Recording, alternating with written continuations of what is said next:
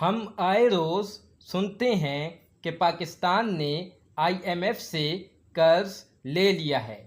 Pakistan I am F کے کہنے پر مہنگائی کر رہا ہے۔ آئی ایم ایف پاکستان کو مزید قرض دے گا یا نہیں؟ پاکستان آئی ایم ایف کو قرض کیسے واپس کرے گا؟ پاکستان کو آئی ایم ایف سے قرض کیوں لینا پڑ رہا ہے؟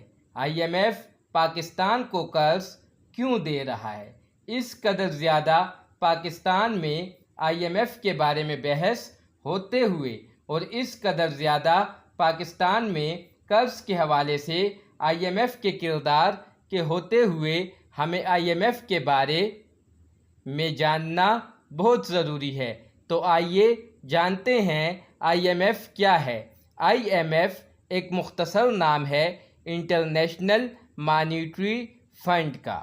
یہ ایک بین الاقوامی مالیاتی ادارہ ہے جو 1944 میں قائم کیا گیا۔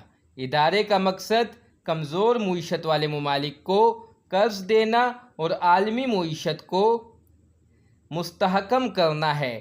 190 ممالک رکن کی حیثیت سے آئی ایم ایف سے وابستہ ہیں، جن میں پاکستان بھی شامل ہے۔